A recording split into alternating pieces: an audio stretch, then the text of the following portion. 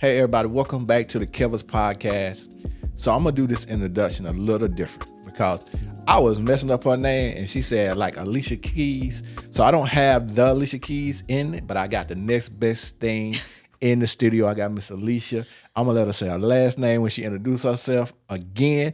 But listen, I ain't never been so excited to have a young lady entrepreneur in my podcast than that. I've been watching all the stuff on Facebook. I've been stalking her, watching all her video with her husband, her family, her walking into her shop, her little dress on, raising the thing up, like, yeah, I'm getting it, doing a little thing on the computer. I've been watching all of it, y'all. So I'm super excited to have Miss Alysha in the studio with us today. So Miss Alysha, go ahead and tell us your last name because I do not want to mess it up.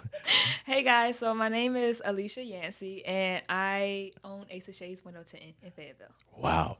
Listen, I'm super excited to have you here. Glad to have you. This is probably the most excitement podcast that I've been excited about all week. Come on, let's do it. Let's do it. I gotta live up to it now. Yeah. And listen, y'all, this is the crazy part about I done got not only am I a client or future client, I done got another client. That's how I'm excited about you. When I go out and get you some business, that's how super excited I am about having you on my podcast. So talk to the audience, my audience, about your journey. How did you get here? So I am a year and 13 months. I'm 13 months into business, and I started. My husband actually inspired me. So my husband has a mobile detailing business, and he started doing the entrepreneurship thing. And then I was always leaving my 9 to 5 to go work with his job, just because I thought it was cooler, and I was so bored sitting behind a desk all day. And so I'll go out, and even when I was at work, I'll be watching all his stories, and having all my coworkers watching him. And I was like, you know what? Let me go try this. Let me go do something on my own as well. And I want to do something that was tied in with his business as well. And so I was like, what goes with mobile detailing? Window tinting. Oh, yeah. Perfect. Yeah, what a great couple. Just like y'all. Perfect couple. Yeah, we are. So in talking to RJ and just having a conversation prior to we got started, you was in the military. Let's talk about your military journey. And then you switched over to civilian, GS or contract. I don't know which one, but tell us about that journey. Yes. So when I was 17 years old, I enlisted into the military. And so in my household, it was either you're going to go to college or you're going to go to the military. Yeah, same here. So I knew I couldn't afford college, and I didn't get a scholarship, and my mom wasn't going to sign no loans for me. So I was like, the only choice I have is the military because I have to get out at 18. So I went to the military, and I did 5 and some change in the military, and then I ended up medically retiring. I was a 25 Bravo, which is an IT specialist. Oh, no wonder you two get along so good. Yeah. Yeah, he was actually my warrant officer. What? That's crazy. I didn't know that. Small world. So I was stationed in Fort Bragg when it was Bragg. Now it's Liberty. And then I ended up PCSing to Kentucky. And when I was in Kentucky, that's where I met my husband. He was here still, but we met on social media. You know, the new age generation. Thing. That's true. That's how things roll. We met on social media, and we were constantly going back and forth, seeing each other, trying to date. And I got pregnant. So when I got pregnant, we decided the best thing for our family was for me to get out and come to North Carolina so we could have our family. And so I ended up getting out the military, went to North Carolina, and I started as a contractor. And was a network engineer. So I was working with switches, doing my thing. I was working for Verizon. And it was a pretty cool gig. And then I got offered to be GS employee. And so I was like, of course I'm going GS. Oh, yeah, of course. Well, hindsight's hindsight back then. So when I was speaking to the older generation about should I go GS or contract, of course the older generation said go GS because of the benefits, the retirement, things like that. But with my generation, it's a little different now because we have VA. And so contracting would have made more sense for my life, but I was going off of fear at that time in my life. And so I left contracting to have something more stable. Took a huge pay cut. Went GS, and with GS, I stayed there for a little over a year, and within 2 weeks ago, I quit my job, and I went full-time entrepreneurship. Wow. So I've had some amazing, and my producer, RJ, can contest to this. I mean, this whole year, I have had some amazing ladies come on my on my podcast, and I'm just And when I thought about today, and I kind of reflected back at all the ladies that have been on my show, and it has such a dynamic story of running their own business and doing so many different things. I'm just super excited to see ladies doing so many great things, taking charge, out here making decisions, being a boss, as you got on your page, boss, mom, boss wife, all that. Yeah, yes. I definitely agree. And I love seeing more women out here. I love seeing more women, especially in running their own business as well as running a household, because all those things juggled at one time, it is a lot. And so seeing I love women empowerment, and even being in business more and being a mother, I've learned to just appreciate and love women even more. Yeah. How did it feel? Because I'm a contractor now. I'm retired and I work on former Fort Bragg, Fort Liberty. And I done went through a couple of contracts so far, and it's always a turbulent time when you're switching contracts because you don't know if they're going to keep you or not. But you know, I've learned at 50, time is more valuable than anything. Yes. And so, being your own boss and being able to set your own hours and being a mother, let's talk about that whole process. What that's meant to you to be able to be your own boss, and you know, and then still be a wife and a mother at the same time. Yes. So with working my 9 to 5, that's when I started my business. June of last year. And so working a 9 to 5 and then coming from work, working on my business until 2 a.m. in the morning and going back to work at 6 a.m. to now working on weekends, things like that. I was having a hard time with managing family and those type of things. But with quitting my job, oh my God. So on my social media, I give my followers my life, my journey, what I want them to see. Yeah, of course. And so I've been like giving little snippets about like how grateful I have been. The fact I get to cook breakfast for my son and my husband every single morning before they leave the house. And it's just been such a joyful thing because I'm out the house by 6 a.m. or 5:30 when I used to go to work. And so my son doesn't go to daycare till 7. So my husband's always taking him to daycare. And then when I would work in the evening, my son goes to bed at 8. And so when I get home at 9, 10 o'clock at night from working, he's already sleeping. So it would go like so many days without even seeing my son. Yeah, and so I was feeling a lot of guilt from that as well. And also, like, I enjoy cooking for my husband. I enjoy catering to him. He's a good man. I like you even more. Y'all ladies pay attention to that. I'm going to look at the camera for that. Y'all pay attention to that young lady. So I enjoy doing those things for him. And so when we were having to eat out every single night, because me and my husband, we don't eat dinner without each other. No matter what time we get home at night, no matter how hungry we are, we're going to eat dinner every single night together. And so with doing that, the guilt was eating me up. Like, I'm not able to do these things that I took joy in as a wife for him. And the things that I know he likes me doing for him. So now that I'm able to have all this time on my hands, well, not all this time because I'm still pretty busy, but I'm able to take Mondays off and just say like, this is the day I'm going to dedicate to like doing things for my family, doing things for my personal life. And I get to be home every night with my kids because I get to set my own hours. I don't have to work till 10 o'clock at night no more. If you don't want to do it with one car, you ain't going to do it with one car. That's all I want to do. Yeah. Things like that. If I got to take my son to a doctor's appointment, I could do those things now. So it's just been very freeing and very humbling experience just going through this and seeing how much I took for granted. Without like cooking breakfast for my family. We take that for granted. That's true. It seems so small and insignificant, but when you don't have to, when it's something that's instilled in you and you don't get an opportunity to do it, it like you said, it make you feel guilty. You know, it really bothers you. It irks you when you're not able to do those things. So what encouragement words would you have for young ladies that, you know, because I haven't seen a lot of females doing tennis. Normally I've seen guys, especially in the Fayetteville, you know, Spring Lake, Hope Mill area. So how did it feel, and what, I guess my question would be, how did it feel to be a woman in this field, and what words of empowerment would you give to other young ladies that want to do this? So being a woman in this field, I feel like I'm that girl. Oh yeah, you are. I'm gonna hype you up. You are that girl. Yes. I feel like I have a little edge that all these other tenors out here in the city don't offer, especially with the social media side. I have that down pat out here. I feel very empowered because oftentimes as women, when we walk into a room or establishment and like we're the one in charge, a lot of men don't respect that, or they don't look at us that way. They sexualize us first before they see what we about. Right. And so now having my own business, it's been empowering because you coming in my shop. Right. You see, I'm the boss. You the boss. Yes, indeed. And so they respect me, and it's just been so different being a woman, especially in the male dominant industry. Of course, you have those challenging things, and people will book with you for those wrong reasons, but you're able, as time go on, you learn to experience, to weed them out, and to be able to cipher through. Now, for women who want to join a male dominant industry or just entrepreneurship? Both. Let's talk about both. What is your perspective on both? A woman that want to deal or join the male dominant industry, do it. Do it. Do it just like Nike. Do it. Just do it. Just do it.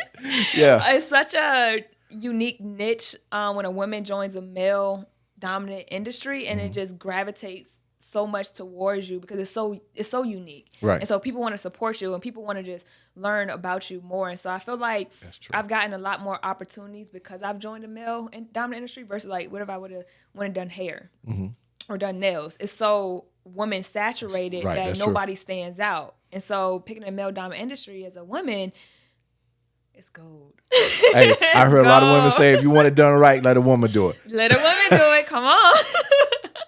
Yes. And then for women want to start entrepreneurship, oh man, I don't know about advice for that because like it kind of just like fell into me. I knew I always wanted to do something more because the way this economy is, it's kind of impossible to live a comfortable lifestyle without working more than one job. True.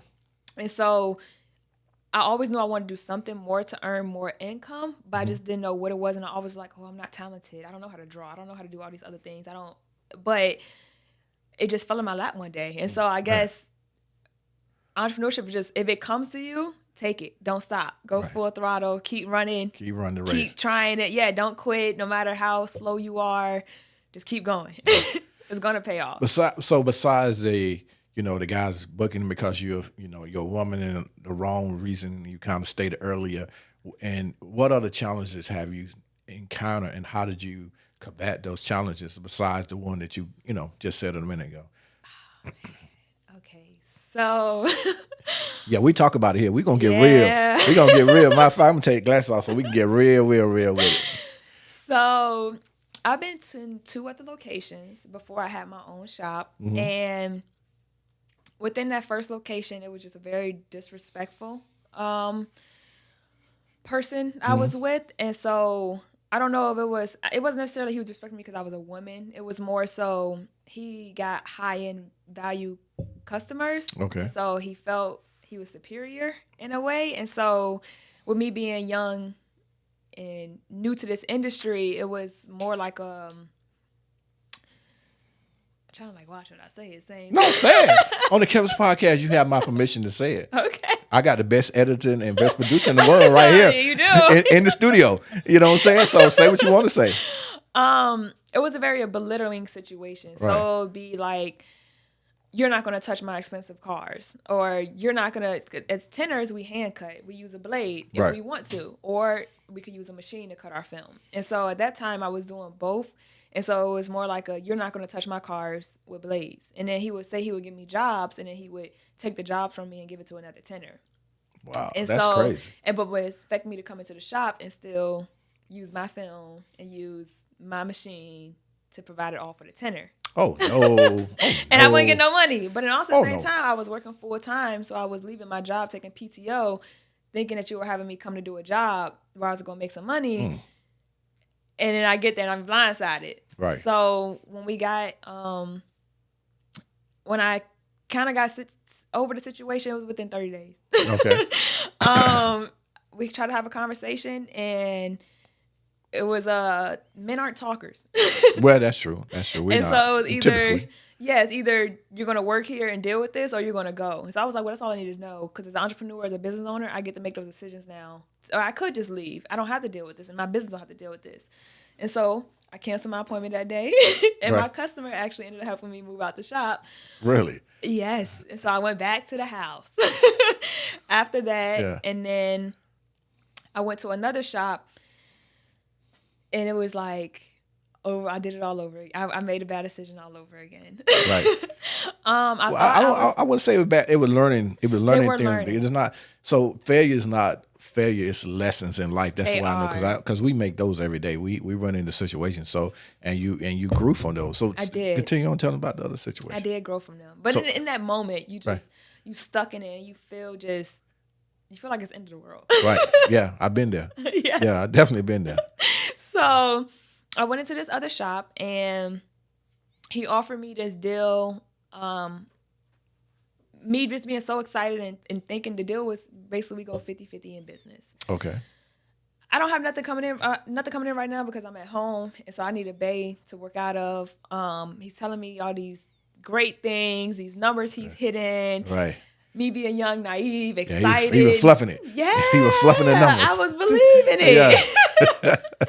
So I decided to let's go forward with this. And that's the one thing I appreciate about my husband. Like my husband, he let me make these decisions on my own. He's been in business more and he knows certain things, have more experience in certain things, but he let me learn on my own way, on my own time. Like I still come to him and ask him for his opinion and advice, but this is my opinion, but you need to learn your own way because at the end of the day, my experiences isn't going to be your experience. Right, that's true. So when I decided to go ahead and go in business with this person, it went downhill. And supplies being taken from me. Oh wow! No, they were stealing yours. Film? Yeah, my film. All he had was the brick and mortar. All he had was the building. He didn't have none of the equipment. He didn't have the film, the customers. None of that. Hold on, y'all gonna have to hit on that because it sounds like when you get with a man, all he got is a house. Yeah. I don't want the pod to take a left, but make sure we come back. Wait, what part? Only got a house. The man, all he had was a brick and mortar. He didn't have nothing else. A brick and mortar to take care of the ladies. Yeah. I just figured I'd point that out. That's in the podcast. Yeah. I'm not editing that out. Go ahead. I learned the hard way. Yeah. You take care of everybody. You stupid. Yeah, you do. Yeah. That's good. Yeah. So all he had was the brick and mortar. Yeah. And I came with the supplies, the film, the jazz, the customers, and it just went left. Like we just weren't compatible. We were bickering a lot about little things, and then again, I was still working my 9 to 5. So when I was going to my 9 to 5, he was using my supplies, and so when I would book a customer, the customer wouldn't have the supplies that I needed for them, and I wouldn't find out until I'm in the shop. Oh, that's terrible, man. That is absolutely terrible. And so one of my customers actually ended up, he ran out of the film again, and so me and him was talking about it, and the customer was in a waiting room, and the customer actually heard him saying, it was 15%. And so the customer, he was like, well, let's just throw 20 on it. And I was like, no, the customer wants 15, and I bought 15, so 15 should be here. So he was like, well, we don't have it. The customer won't know the difference.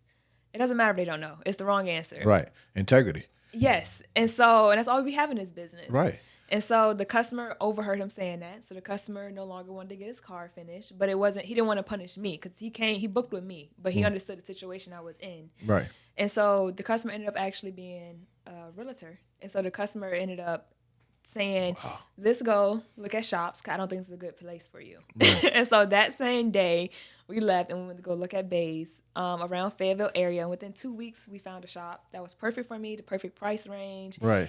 And now I'm in that location. Wait, look at God. I know, look at God. A situation that you could have lost a customer and all that turned out to be a blessing and find you a location. That's we got to give him praise for that. I know, yeah. You know what I'm saying? We got to give God some praise up in here. For sure, because he tested me, especially because during that period, he also found him stealing from me. So he definitely tested my faith and tested my husband's faith because we had to get actually law enforcement involved for me to even leave the shop. Yeah, it got crazy over there. So what? I mean, wait a minute.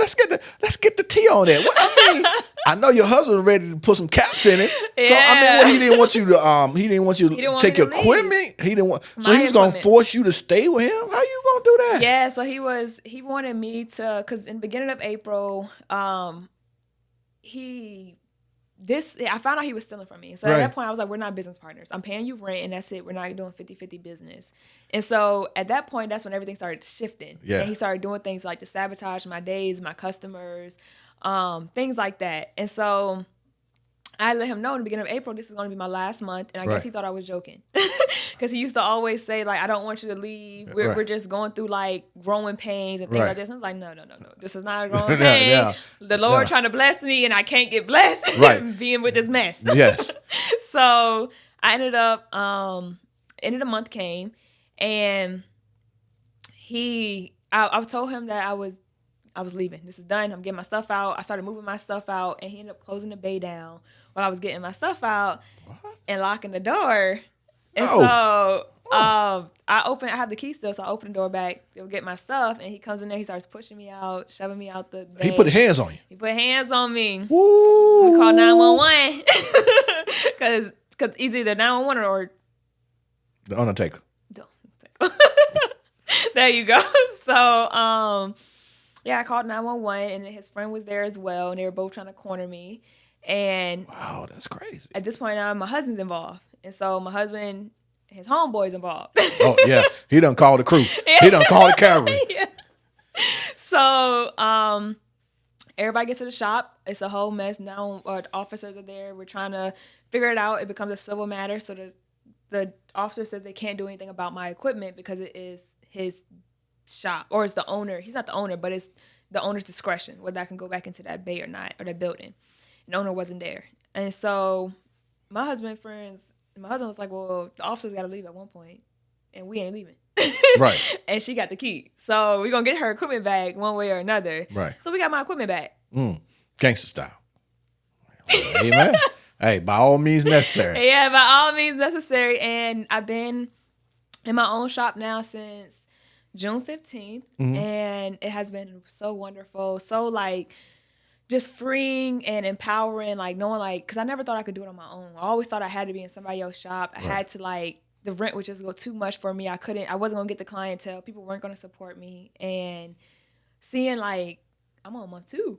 Right. And my light's still on. Right. Oh, yeah, the light's still on. People coming still. Yeah. And so it's been so freeing knowing that, like, I could have done this whole time. Well, maybe not this whole time, but those trials gave me the experience so that I could be prepared for running my own shop. Yeah. You had to go through that in order to get where you are now. And I think that's a lot of time, and many times in our lives period, no matter what, we have to go through that period of time. You know, I heard a preacher say this Sunday, I was at my frat brother's first pastor anniversary, and a guest speaker there that afternoon, he said, if God brings you storm to you, he's going to bring you through it. You just need to sit back and listen to him and meditate on him, because he's not going to bring a storm to you that he's not going to bring you through.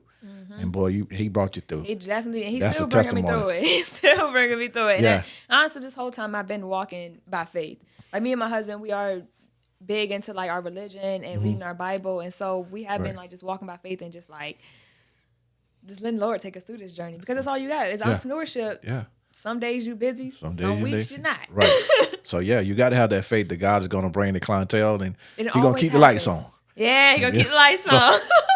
So I want to go back, because I think I'm going to be able to tie this back in, and my producer kind of, gave me a little inspiration. So let's go back and talk about when you met your husband. You talked about y'all was in 2 locations. So let's talk about this long distance thing. Ooh. You know what I'm saying? Let's get into this long distance thing, because a man that's coming just with a brick and mortar cannot provide what you need. So let's talk about that process. You was here and he was in Tennessee. Is that correct? He was in North Carolina. In North Carolina. I was in Kentucky. Kentucky. Okay, I got you. Yes. So how me and my husband did it, we were taking flights monthly, or I was driving and he was driving. We were just, every month we made sure that we had one weekend with each other. And so with being in the military, usually every weekend you get a 4-day, 3-day. Yeah. And so that was always my time that I would either go out see him or he would come see me. And so even during that time, for love, you do some crazy things. You're right about that. No leave. I was just like, Lord, please don't let me get caught. Hey, you outside that 50-mile radius and you scared. I haven't been there. I did 20 years plus. I know. Yeah, you creeping without the permission. Yeah, and then them airplanes, like, they don't always want to take off. Right, that's true. So yeah, I always had to get back to formation. So we was always just traveling back and forth. But you had a good chief that looked out for you. Huh? No, he was here at Bragg. I was in Kentucky. Oh yeah, that's why I keep thinking. I don't know why I keep thinking he was here at Bragg. He ain't look out for me though. Oh, he didn't. No, not my man. Okay. When I could, I did. Yeah. And when I couldn't, I didn't. You're right. I got you. You gotta be clear about that. You get that in the podcast. Yeah. Yeah. That's funny. So yeah, we just and during that time, communication is really all you have, Right. because you don't have any physical touch. And so I think me and my husband, I think that's why our relationship is so strong, because for the first year of our relationship, we were long distance, and we had to find creative ways to date and stay a part of each other's lives. And Well, what was some of them creative? Without going too far, what are some of those ways? I don't want no intimate detail, but like, was it like because I know during when COVID came, people was doing the Zoom dating with to set the background like you was in a restaurant, or I've seen where people that was like in California and maybe a different place, they would go to the same restaurant and eat and FaceTime. I literally seen that on somebody's podcast. So what were some of the creative ways y'all did this? So first off, we stayed on FaceTime. Yeah. FaceTime was a huge thing. So we just went through the day on FaceTime together, and we had our TV shows that we would watch at the same time. So it's Bay on 3, you hit play. 1, 2, 3, play. Oh no, not 1, 2, 3. So we on the same time zone, same time talking. Right. And then we have done where he would be like, "Babe, go get a date or go have a date tonight." And so he would like send me money, and I would go dress up. I'll go to a date, and we'll be on FaceTime. Like he at home on the couch, but he's watching me. Right. And he paid for my dinner, so that's all that matters. Right. So I'm happy on my date. Right. I ain't got to talk too much or anything. I could eat and be in peace Right. and just be on FaceTime. And so those are things that we did. And then holidays, of course, we still celebrated. We still like emphasize those things.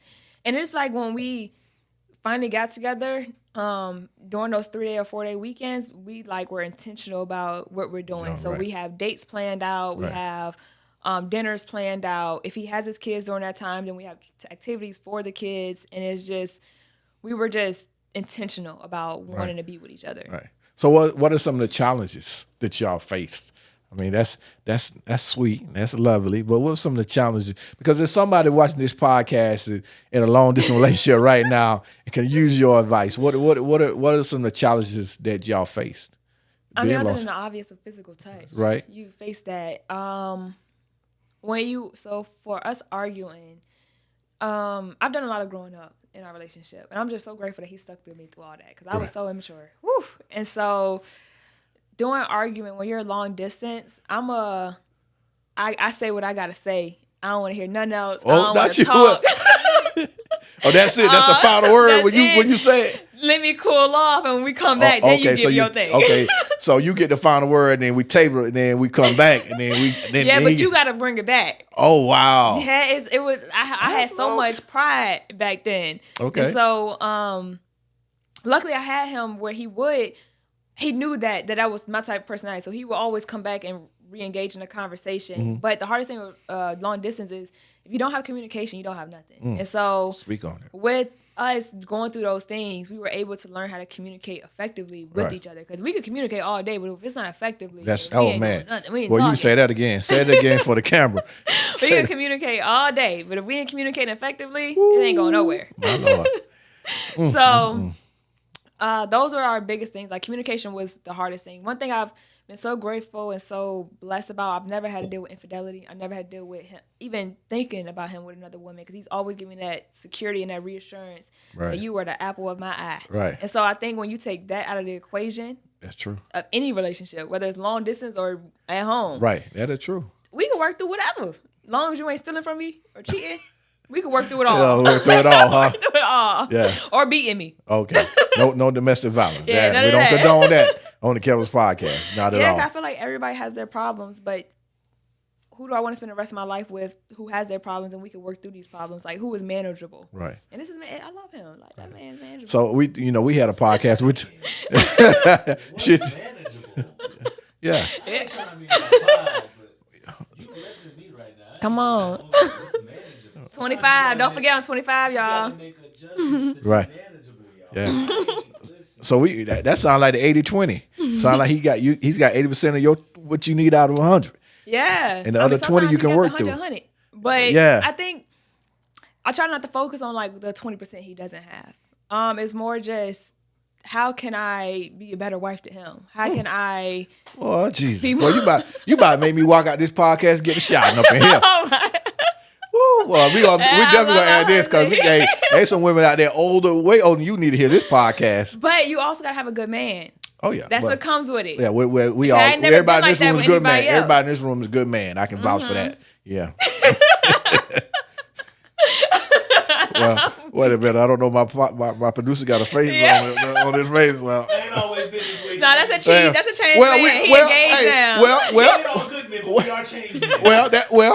We're good man now. We had to go through some. That's true. That's true. Oh my God. Me neither. I mean, we all go through our growing pains. I mean, I think I'm a lot better than I was. Right. In previous marriages. So you learn, you grow. Hopefully, if you don't, I feel like if you don't have the opportunity to grow and learn from your mistakes, then you what are you doing? You ain't doing it good. You just shooting yourself in the foot again. Mm-hmm. What's the saying? Doing the same thing and expecting a different result. The sign of insanity. Yes. I think that's where the phrase go. Absolutely. So wow, that is. I mean, that is. Good. It hasn't always been perfect. I ain't gonna even when.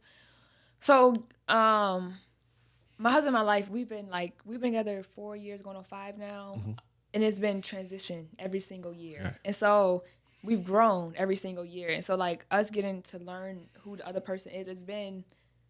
Some twists and bumps along the way. Yeah. And also adding a kid into it. He has 2 other children, so adding another person into the factor, his children's mother.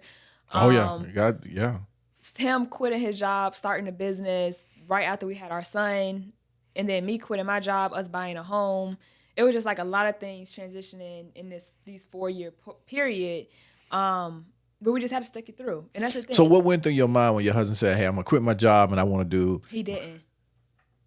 My husband came home and said, I quit my job. So what was your reaction? What do you mean you quit?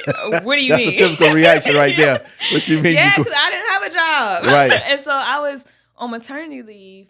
I was about to end my maternity leave. And he came home. He was like, I couldn't do it no more. I quit. I'm breeding dogs.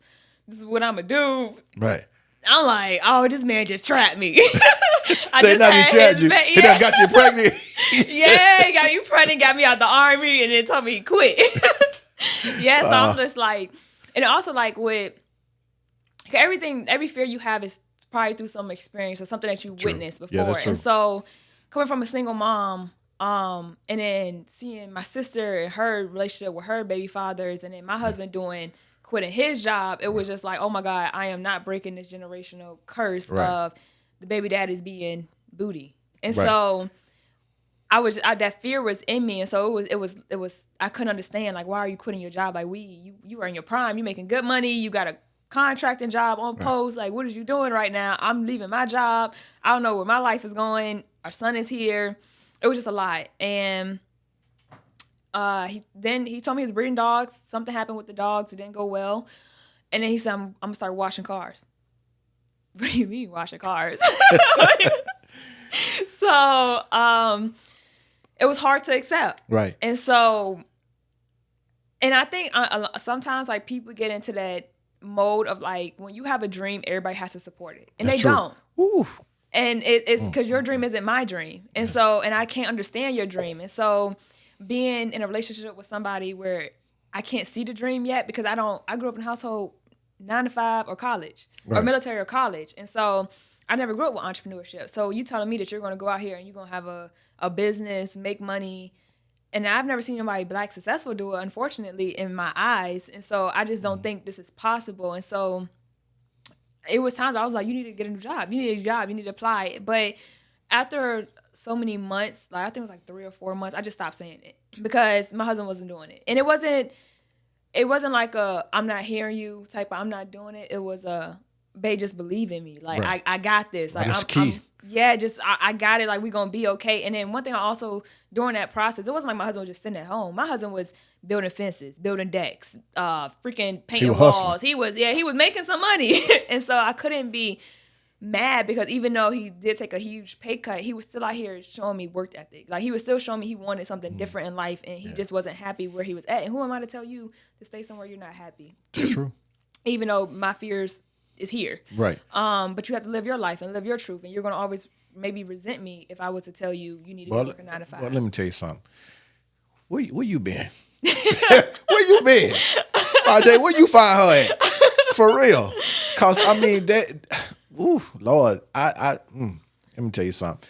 I think in my life, and I'm just gonna pause there for a second. I think in many men's life, if we had the type of woman that stood by us, what you just said, and try to see the vision and believe in your man, and vice versa, and the man believing in his woman and trying to see the vision, even sometimes where you don't see that vision, but standing by them and working through that. That's it gives a man a different type of push. That's a whole, because I'm a chess player, but I don't know if RJ told me this, but it might have been RJ. The job of the queen on the table of chess, not checkers, but chess, is to protect the king. The queen is one of the most powerful pieces on the chess table. And I've said that to people in the analogy. You got to understand, you in a man's life, as a wife, as a fiance, or just in a committed relationship, you got a lot of power. Yes. And I've said this before to many people. If I had listened to the women in my life and put my ego to the side and listen to them, because 9 times out of 10, y'all right. When you come to your man and tell you that, it's just our delivery. Yeah, exactly. There you go. We'll get back to that. But if I'd have listened, I think I would have been God already knew my path, my trajectory. But I think if I'd have listened to them, I would have been a lot better off. Mm-hmm. But as a man, a lot of times we got the chip on it. We the man, we the macho, we this, and we half listen. Yeah. And so what you said, and it's too late. You're right.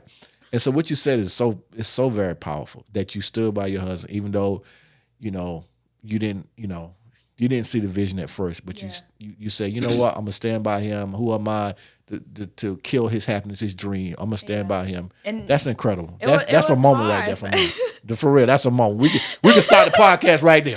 That's a whole moment for me. At 50 years old, that's a moment for me. But we're gonna carry on though, because I gotta get some of this wisdom. I gotta get this wisdom on my podcast for these ladies, because they need this. Funny. I'm so serious. Because there are a lot of women. There are a lot of wives out here that do not believe in their husband and do not stand by, and the same vice versa for a husband. I'm not just gonna put it on the women. I think that runs parallel, men and women. That's why you gotta find who's compatible for you. And a lot of times people try to make others compatible for them versus just like seeing that this person is not who I want to be with, and I want them to be somebody else, but it's not who I really want to be with. You're trying to make something out of something that's not there. Yeah, right. Yeah, they are. But luckily, I just love who he is. Yeah. But so, yeah, it was definitely a challenging, especially. I was really big as 18 to when I met her, 22.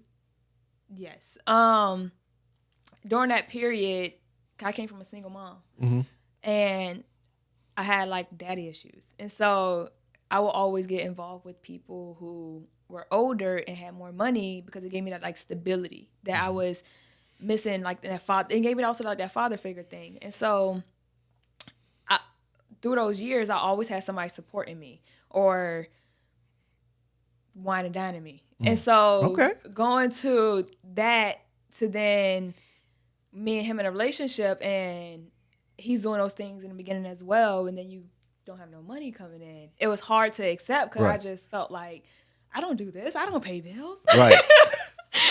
So you were used to one standard of living, and then all of a sudden your standard of living just changed on you. It's like the man. It's like the sucking shop owner. He got the place, but he ain't got the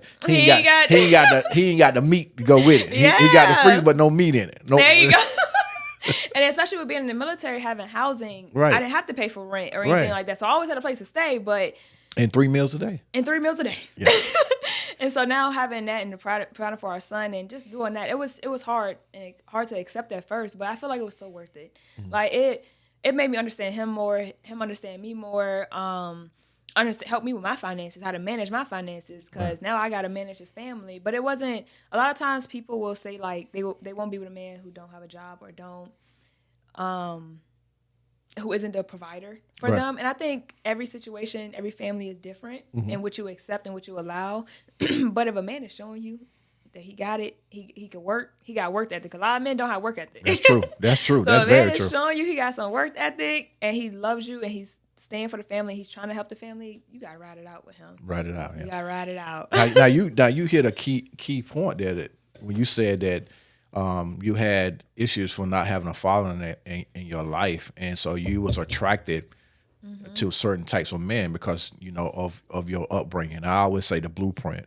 What speak to that and maybe someone out there, because at 22 you got some wisdom. I'm 25 now. Oh, 25. Okay, yeah. 22, 25. Still, you in the young mid 20s. To me, regardless, you're speaking a lot of wisdom. But and I've learned from speaking to women and being in the podcast business and traveling up and down the East Coast that a lot of women don't want to admit that their childhood affects their relationships. It does. And I'm so happy that you said that, because a lot of women won't. Maybe they don't acknowledge to themselves. They put a lid on it. They compartmentalize it and they package it. They put it away and they try not to, but it's still there. Right. And if you don't deal with that, if you don't come to, I say counseling. Yeah, I say counseling. I'm a big advocate of counseling. But if you don't want to go to counseling, just realizing that you had some issues that you got to work through and you have triggers in a relationship. Because if you can't work through this, you're not going to have a productive relationship with people. And so I'm so glad you said that. So knowing you had those triggers, what was the thing that helped you work through that? Knowing that that was the type of guy you was attracted to, you were used to, and I understand, if I'm not saying he started out, whining and dying you, but still internally you still had that issue of not having your father. How did you cope with that? How did you work through that? So, that's a good one. I know. I bring the best out of this Kelvis podcast, y'all. Kelvis podcast, we bring the best out of you.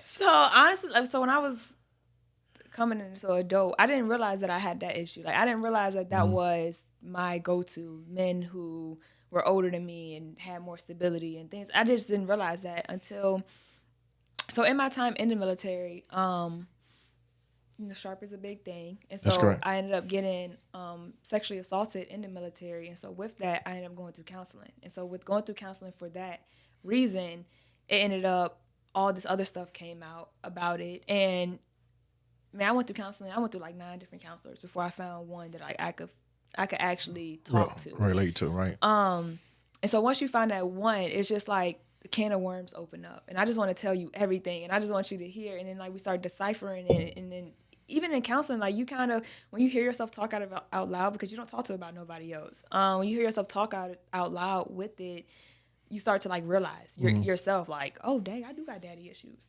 Right. Why is all my men older than 30? Right. And I'm only 18? So things like that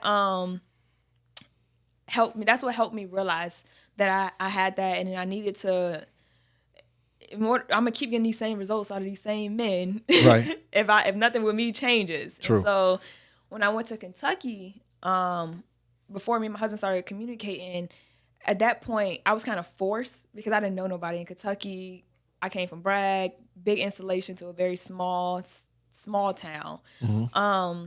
So I was kind of forced to like sit and deal with myself. And what, Clarksville? Were you in Clarksville? What? Louisville. Louisville? No, I wasn't Louisville. No, Louisville was an hour away. Where was Fort Knox? Fort Knox, okay. I was at Fort Knox. Okay. Yeah. Even country. So country. Yeah, it is country out there. It is. Yeah. So I was forced to sit with myself.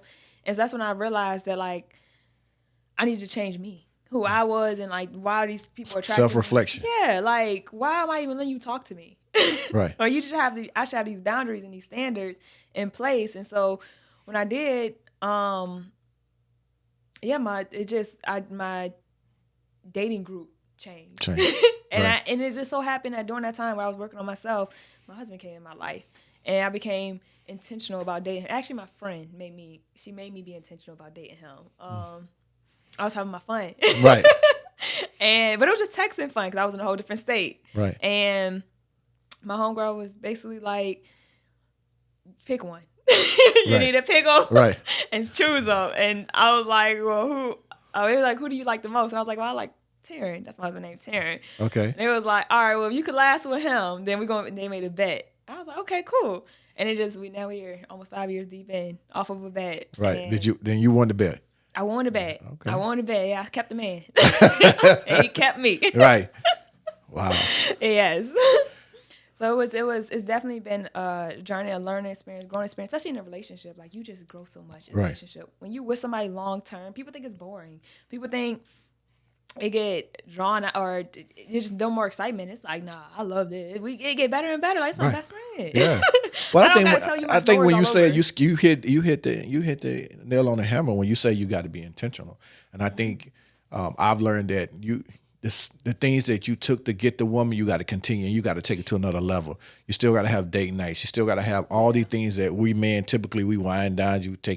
We open the car door for you. We hold your hand. You know, we in that process of courting or dating or whatever word. You know, and then at some point along the way, life happens. As I learned this word, life be life, and we kind of fall off. You know, of that complacent. You're right, and so you have to somehow or another get yourself out of that. You have to realize a self-awareness in yourself. Like, hey, when the last time I took my woman out to eat? When the last time I went and bought her a dress or whatever that the woman you're dating and you should know what she like, you done for her to let her know, hey, you still number one. You still the apple, as you said, on my eye. So, me and my husband, we still kind of struggle with that, especially being entrepreneurs with a crazy schedule. We still struggle with like date nights. We've tried to like bring it into the home. It just doesn't hit the same, but we're trying to get to the point now with me not working full time. Days are like this past week or last week, he got rained out on one of them days. And so I didn't have an appointment that day. So I was like, okay, let's do a date. While the kid in daycare. Right. Oh, we yeah. don't got paid for nobody to watch him. Right. It's already paid for. Yeah, just go have a date real quick. And so we try to like do those little small things. But it has definitely been challenging. Well, that was the most impactful one when those kind of spontaneous things and, the moons line up exactly like, hey, let's go, and that has a profound impact on your marriage. You know what I'm saying? It really does. Or a relationship or any type. Yeah. I agree. Yeah. I agree. It's been honestly a blessing and fun running a business with my husband. Yeah. So this is my signal question I ask everybody, come on. What is your definition of unconditional love? I don't know if my love got conditions. My love got conditions. So you have unconditional love. You ain't got no condition. I got conditions. Oh, okay. Well, it ain't unconditional. I got conditions. Well, let's talk about those conditions then. Lying is huge. Disloyalty. Okay. Abuse. That I can't love you for those things. Right. Yeah, and then also like I feel like you don't get to that point of like a lot of people lust people. True. People don't understand like love. Like you say you love somebody, okay. If my husband was to find out, if I find out my husband cheated on me today and he ended up in a hospital tomorrow, will I go? Okay, that's a good point. Now I ask myself that question. See, I don't know. Oh no, you say you don't know. I don't know. Yeah, I got conditions. She did tell me I had conditions. You did say that. Because who would you going to go see in that car? Right.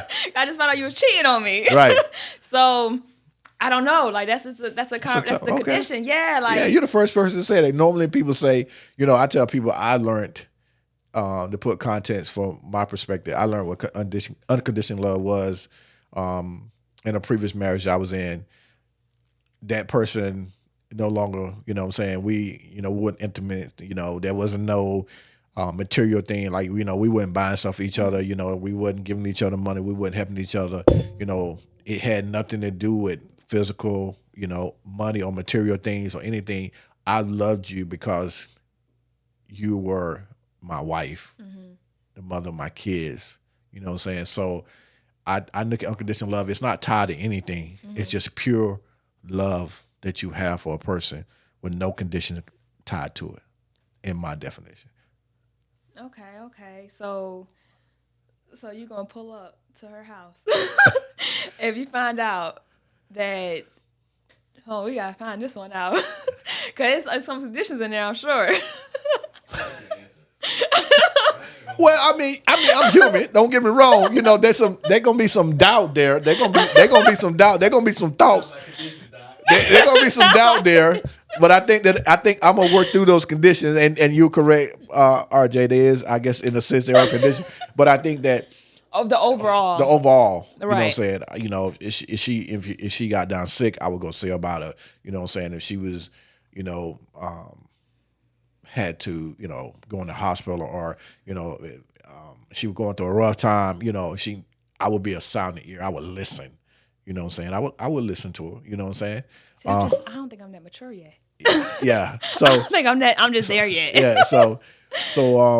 Yeah, I would at this age, in this stage of my life. Now you caught me at 2025, that may be a whole different story. I was a whole different Kelvis back then. But yeah, so for me, that's what unconditional love is. But there's nothing wrong with condition. There's no right or wrong answer. I just want to get your perspective on it.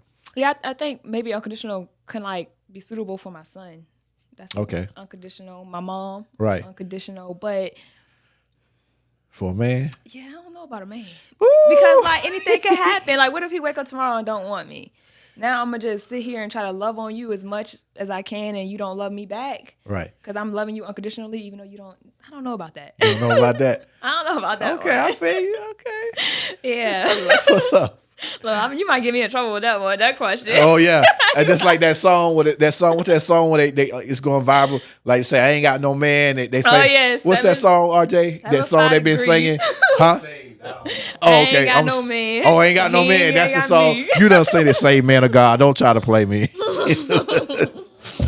Yeah. So yeah, I understand. Yeah, I ain't got no man. You say I ain't got no man, and your man standing right there like, what? You ain't got no man? Okay.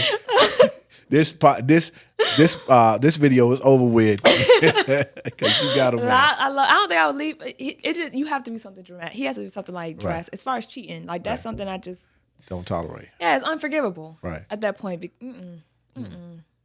I'm me. So let's get into it because that brings something to my mind. So a lot of women that I talk to, they say, well, you know, there was good women in marriage and in relationship, they did nothing wrong. So. You wouldn't. Let me ask you, and be honest with me. You don't think if your husband went out and I'm not saying I know the brother wouldn't do it. Okay, we know your smart. husband. Yeah, she said he's smart. I like that. Yeah, because it may gonna be a bad day for him. But do you ever would you think that you or question yourself that you contribute to him stepping outside the house? Would you ever look at yourself first? Yeah, so I would. So I've been cheated on in the past, and I've looked at myself first. Maybe not immediately, but not first then. So I look at obviously, myself. Yeah, that's most women. They're not gonna look at themselves first. You're speaking for all women there. But after the fact, right. I looked at it. Right. But even still, I feel like you have to. There's no excuse for it. There's honestly no excuse, no matter what it was. Whether I wasn't being sexual with you, whether I wasn't giving you the attention. Wasn't cleaning the house, whatever the case may be, there's no excuse for it because at the end of the day, before you lay down with somebody, it had to be a conversation before then. Mm-hmm. And so you had any moment to stop that conversation. And as a grown man, as a grown adult, you know when the conversation is going left. And so, what was the question again? I'm going on a whole time. I'm cheating. No.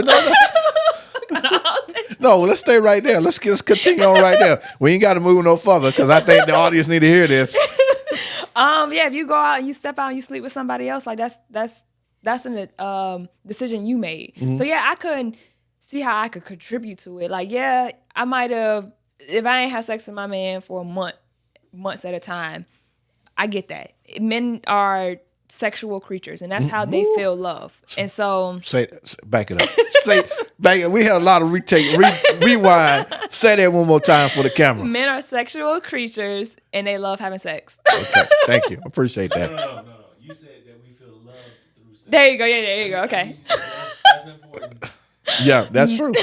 Men are sexual creatures, and they feel love through sex. Mm-hmm. So, Amen. With that, I can understand, like, if I went months or time period without giving my husband that, and he felt weak or vulnerable. But it's like at the same time, if we have a union and a marriage and you tell me to death do us part, why couldn't you come talk to me about that? Why couldn't you have that conversation? And it's different if I ignore you and I dismiss what you're saying, your feelings. Then at that point, you're more susceptible to go out and cheat. And I have to only look at myself and reflect because my husband came to me and I denied him still. Mm-hmm. And what they say in the Bible, don't deny your man. That's like that. Amen. Amen. Amen. So, amen. You preaching here. We can ready to have a whole church. We're going to have to open up the doors of the church, Pastor. So they may be one from us today. They want to give their life. Mm-hmm. So, yeah. But at the end of the day, he's still a grown man. So if he went out and made that decision, that was something that he has to deal with. And the consequences, you still got to deal with the consequences. So it ain't you're going to go out here and then think you're going to double back after I find out. Mm-hmm. No, you made that bed. You got to stay on that side. But I contribute to it, but you took it a step further. Right. Because you don't understand. You didn't try to figure out why wasn't I having sex with you? Right. Was it it's a two-way street. We lacking intimacy? Are you just trying to have sex with me once we get into bed? Are you not touching me throughout the day, talking to me throughout the day? Are you an angry person? Like, am I going through postpartum? Like, what's going on where I'm not wanting to have sex with you? It's something disconnect. Especially if we used to have sex all the time. Right. Okay. So why didn't you figure that out? Yeah. Okay. All right. So you would take the time to try to figure out what was it the problem. I mean, not initially, right. as you so clearly have stated on the Kelvis podcast. That's not what you're gonna do, and most women are not either. But I found that a lot of women, again, they don't want to take no ownership and when accountability. And I think me and RJ have talked about this. Definitely, he's talked about on his social media platform accountability. Yeah, but sometimes you got to take accountability for yourself. You know what I'm saying? No growth if you don't take accountability. Yeah. How do you grow? Like, how do you want to grow in life if you take no accountability? Yeah. You're not perfect. I know I'm not perfect. Yeah, you're not gonna know that. But when I hear everything that my husband says to me, but and I take accountability for it, and it may not be right then and there. It may not be the right time. Like I can admit that I'm not the best person with apologizing at the right time. Right. You may get it 2 days later. Wow. Well, at least you're honest. But you're gonna get it. Right. But I can take accountability for that though. Right. That's good. That's good. That's good. But because some people never come back and take that accountability. That's true. There is a lot of people that does it. Yeah. I definitely when we have those conversations, it's a growth conversation. Mm-hmm. So I take accountability for my action. He takes accountability for his action, and we grown for it. And I don't have a problem with my husband when we argue about the same thing over and over again because we both learn. Right. And it's like, get it together. We want to be here. We want to be with each other. Get it together. Right. So we do. Yeah. And then you have those just little bickerment arguments as every couple has, but those are done in 15 minutes. Right. Because nobody's going nowhere. Right, nobody. To death do you part. To death do me part. Right, yeah. You hear that, honey? Oh, we're gonna make sure you get a clip of that. Yeah. We're gonna send a clip personally to him. Do us part. Oh boy. So let's we're gonna move a little further here. So what I know, is it this year you open up your own this year, is that correct? Or was it last year? So June 15th of this year. Of 2023. Okay, 23. I started my business. I took my first customer. I officially filed for my LLC. I took my first customer July 12th. Mm-hmm. And then I opened up my own shop May 15th. Of 2023. 2024. 24, okay. All right. So this year. Yes. Okay. So less than a year I opened up my own shop. But in saying all that, you worked at, we talked about the experience of the two other shops, in the life experience, life challenge that you faced there and learned from it.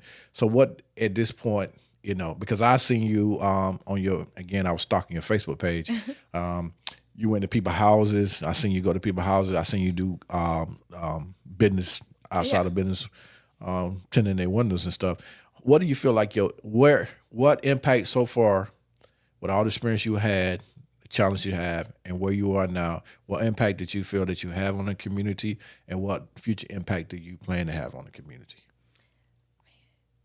That's a good question. You got some good questions. I know. I got a good producer. I got writers. Yeah.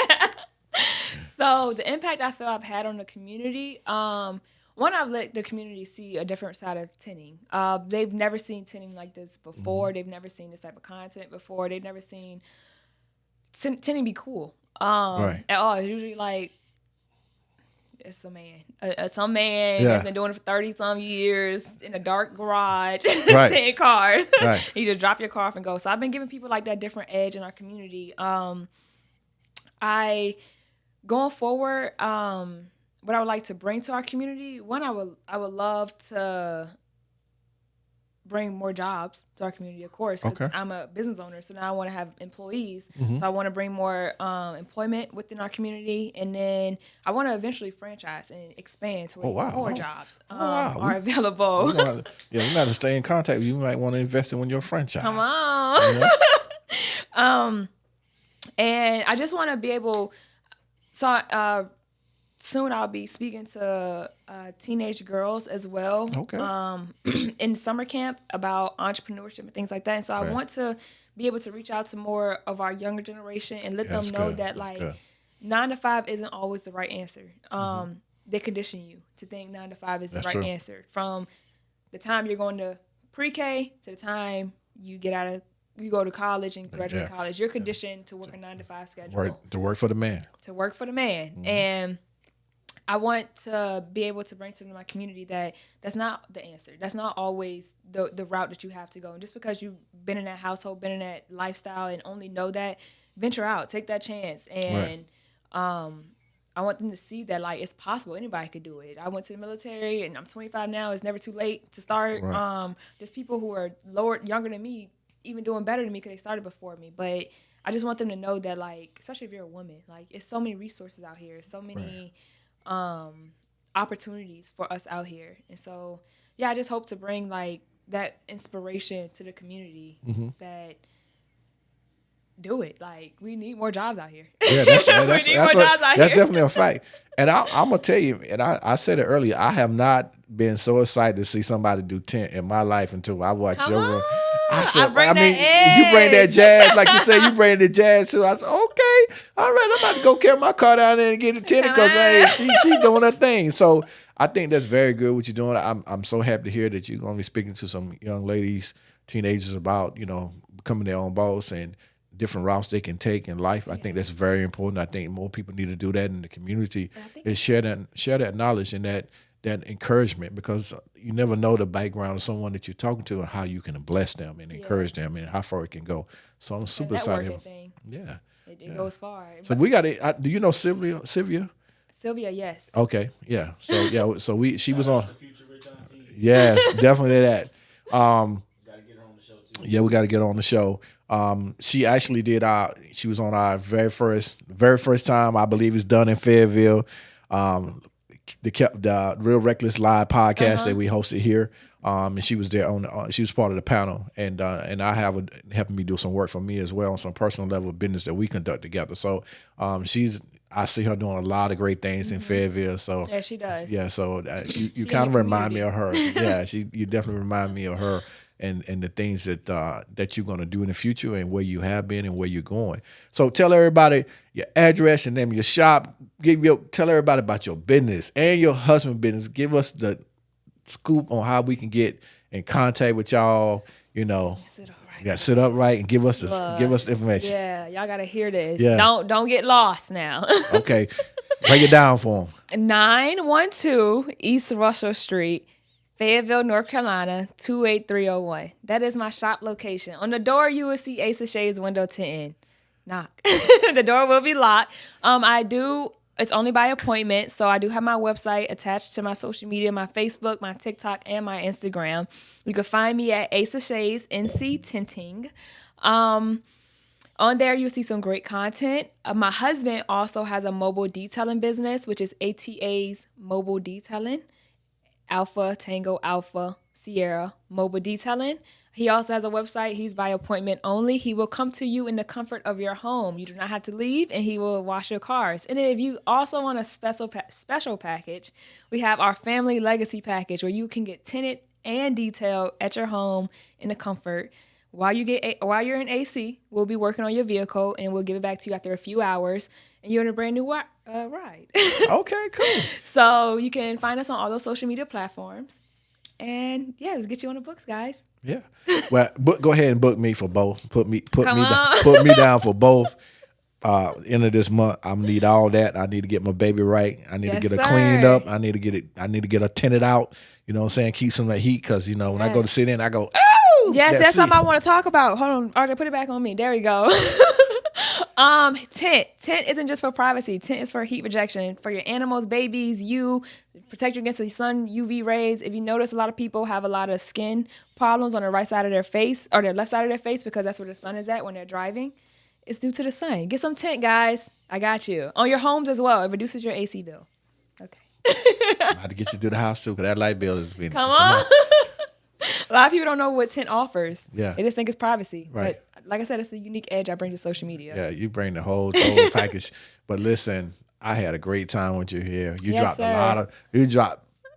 lot of nuggets. Man. You dropped a lot of nuggets in here today.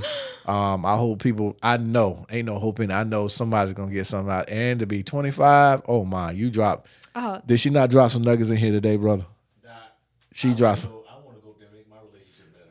Oh my God. I ain't lying. I text old lady while I was watching this. Now I love you. I appreciate you. Yeah, but you got appreciation come with the word action. Listen, There you go. There's appreciation by the word action. So you over here, I ain't get misty eyed or nothing. Yeah, But I did. Hey man, you ain't gonna know how to love. yeah. You want to ride with me to the store? You know you my friend, right? I did. I was like, you know you my friend. Right. You know, I'm growing with you, baby. It take time. But I got conditions though. Oh man, I like that. I'm gonna start That's now. I'm gonna start funny. how to say cause you. What is your conditions when it comes to unconditional love? I'm about to change that question up because of you. Yeah, you. I got conditions.